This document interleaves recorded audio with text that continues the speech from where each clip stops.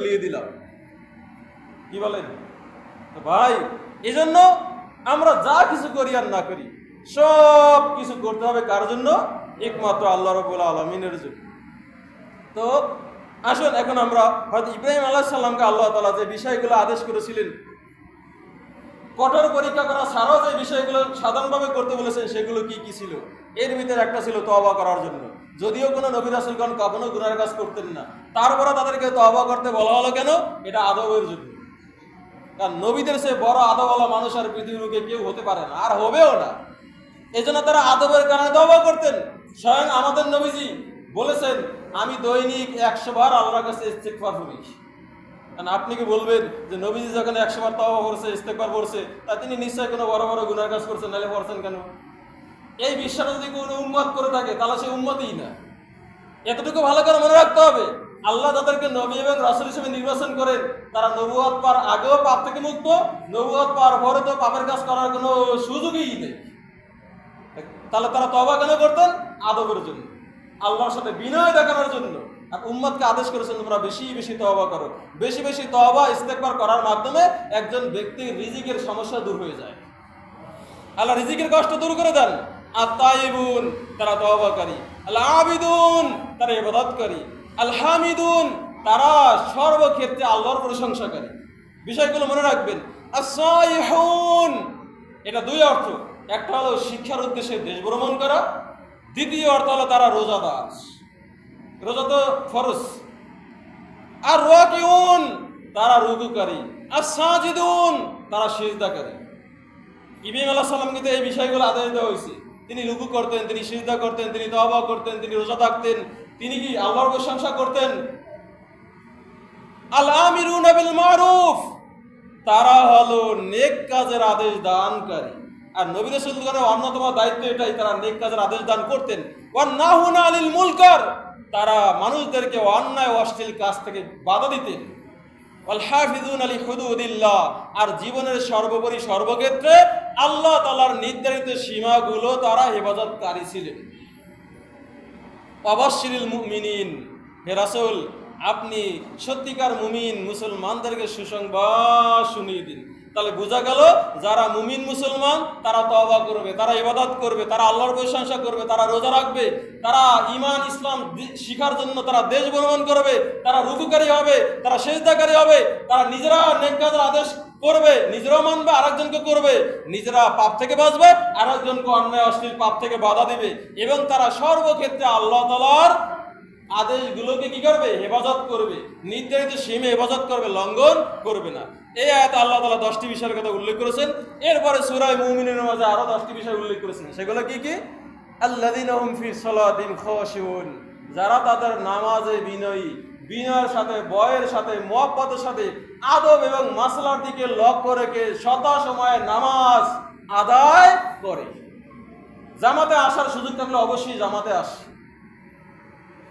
আল্লাযীনা হুম আনিল লাগবি মুরিদুন, দ্বিতীয় কথা হলো সমস্ত নবী রাসূলগণই অহেতুক অন্যায় কর্ম থেকে বেঁচে থাকতেন। এরকম কোনো কথা বলতেন না যার দ্বারা কোনো উপকার নাই, এরকম কোনো কাজ করতেন না যার মাধ্যমে কোনো সওয়াব নাই, দুনিয়ার কোনো উপকার নাই। এরকম অহেতুক অনর্থক কিসসা কাহিনী, কথাবার্তা, কাজকর্ম থেকে ঈমানদাররা দূরে থাকে, আর নবী রাসূলগণও দূরে থাকতেন। আল্লাযীনা হুম লিযাকাতি ফাইলুন, তারা যাকাত দানকারী হয়, সত্যিকার অর্থে তারা যাকাতও দেয়। এখানে যাকাত দুই ধরনের, একটা ফরজ যাকাত, একটা নফল যাকাত। নফল যাকাত মানে নফল দান খয়রাত। ওয়াল্লাযীনা হুম লিফুরুজিহিম হাফিজুন, আর যারা তাদের যৌন অঙ্গকে, গোপন অঙ্গকে জিনা, ব্যভিচার, অশ্লীলতা থেকে হেফাজত করে। কোনো নারীর সাথে অন্যায় সম্পর্ক রাখে না, কোনো পুরুষ কোনো নারীর সাথে অন্যায় সম্পর্ক রাখে না, কোনো নারীও কোনো অন্য পুরুষের সাথে অন্যায় সম্পর্ক রাখে না, বরং তারা তাদের গোপন অঙ্গ, লজ্জা অঙ্গকে পুরোপুরি হেফাজত করে। অর্থাৎ জিনা, ব্যভিচার, অশ্লীল কাজ তারা করে না। তবে নিজের গোপন অঙ্গকে ব্যবহার করতে পারবে নিজের স্ত্রীর কাছে, বৈধ দাসীর কাছে, সেটা আলাদা কথা। ওয়াল্লাযীনা হুম লিআমানাতিহিম ওয়া আহদিহিম রাউন, যারা তাদের আমানতগুলোকে হেফাজত করে এবং ওয়াদাকে রক্ষা করে। কি করে? এগুলো ইব্রাহিম আলাইহিস সালামের প্রতি আদেশ, তিনি এগুলো পালন করেছেন। এটা আমাদের জন্য আদেশ, আমরা কারো আমানতের খেয়ানত করব না, আমরা কারো সাথে ওয়াদা করে ওয়াদা ভঙ্গ করব না। আল্লাযীনা হুম আলা সালাওয়াতিহিম ইউহাফিজুন। আল্লাহ বলেন যারা তাদের নামাজগুলোকে যথাযথভাবে সংরক্ষণকারী হয়। ফজরের নামাজ জোহরের সময় পড়ে না, আর জোহরেরটা আসরের সময় পড়ে না, যথা টাইমে যথা নিয়মে সঠিক মতো হালাল খেয়ে আল্লাহকে ভয় করে নামাজগুলো ইবাদত করে। এখানে আল্লাহ তাআলা 10টি বিষয়ের কথা উল্লেখ করেছেন। এরপরে আল্লাহ তাআলা আরো 10টি বিষয়ের কথা উল্লেখ করেছেন সূরাতুল আহজাবের মাঝে। সেখানে কি কি বলছেন আল্লাহ? ইন্নাল মুসলিমিন, সকল নবী রাসূলগণই মুসলমান, তাদের অনুসারীগণ মুসলমান, ওয়াল মুসলিমাত, এবং মুসলমান নারীগণ, ওয়াল মুমিনিন, মুমিন পুরুষগণ, ওয়াল মুমিনাত, মুমিনা নারীগণ, ওয়াল কানিতিন, এবং বিনয়ী, আল্লাহর আদেশ নিষেধের কাছে তারা বিনয়ী, ওয়াল কানিতাত, এবং বিনয়ী নারীগণ। জীবনে সর্বক্ষেত্রে নারীরও আল্লাহর আদেশ পালন করবে। ওয়া সাদিকিন, সত্যবাদী পুরুষগণ, ওয়া সাদিকাত, সত্যবাদিনী নারীগণ। কি বলেন? ইব্রাহিম আলাইহিস সালামের প্রতি এগুলো আদেশ, তিনি জীবনে মিথ্যা কথা কখনো বলেন না। আমরাও কি বলবো নাকি মিথ্যা কথা? কি বলেন? আস-সাবিরিন, ধৈর্যশীলগণ, ওয়াস-সাবিরাত, ধৈর্যশীল নারীগণ, আল খাশিন, আল খাশিয়াত, আল্লাহকে ভয়কারী পুরুষগণ, ভয়কারী নারীগণ, আল মুতাসাদ্দিকিন, আল মুতাসাদ্দিকাত, দানশীল পুরুষগণ, দানশীলা নারীগণ, ওয়াস-সাইমিন, ওয়াস-সাইমাত, রোজাদার পুরুষগণ, রোজাদার নারীগণ, ওয়াল হাফিজিনা ফুরুজাহুম, ওয়াল হাফিজাত, নিজেদের লজ্জা অঙ্গকে হেফাজতকারী পুরুষগণ, হেফাজতকারিনী নারীগণ, ওয়াযাকিরিল্লাহ কাসীরা ওয়াযাকিরাত, এবং বেশি বেশি আল্লাহকে ডাকনেওয়ালা, আল্লাহর জিকির করনেওয়ালা পুরুষগণ, নারীগণ। আল্লাহ বলছেন আ'আদাল্লাহু লাহুম মাগফিরাতাও ওয়া আজরান আযীমা। আল্লাহ তাআলা এই সমস্ত গুণের অধিকারী নারী পুরুষের জন্য রেখেছেন আল্লাহর পক্ষ থেকে ক্ষমা আর তার পক্ষ থেকে মহা পুরস্কার। এখানে 10টি বিষয়, অর্থাৎ সূরা আল-আহজাবের 10টি বিষয়, সূরা তাওবার এই 10টি বিষয়, মুমিনের 10টি বিষয়, আর হলো সূরা তাওবার 10টি বিষয়। কয়টি বিষয় ভাই?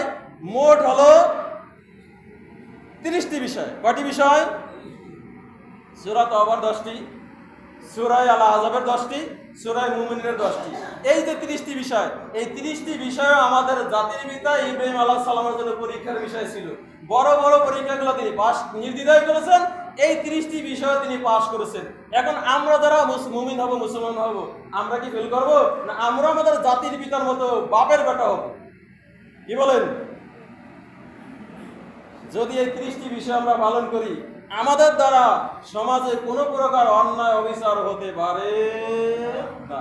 আল্লাহ রাসূল সাল্লাল্লাহু আলাইহি ওয়াসাল্লাম জিজ্ঞাসা করা হলো, আইয়ুল মুসলিমিনা খায়র, ইয়া রাসূলুল্লাহ, মুসলমানদের মাঝে কোন মুসলমান সবচেয়ে ভালো?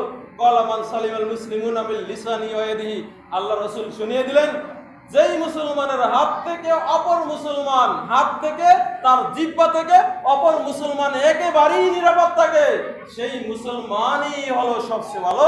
আর আগের হাদিসে ভালো হয়েছে, ওই মুসলমান ওই ব্যক্তি মুসলমান যেই ব্যক্তির হাত এবং জিহ্বা থেকে অপর মুসলমান নিরাপদে থাকে। তো আল্লাহ আমাদেরকে জাতির পিতা ইব্রাহিম আলাইহিস সালাম অনুসরণ করে আল্লাহর পরীক্ষায় পাশ করার তৌফিক দান করুন। যারা সুন্নাত পড়েন নাই পড়ে নেন।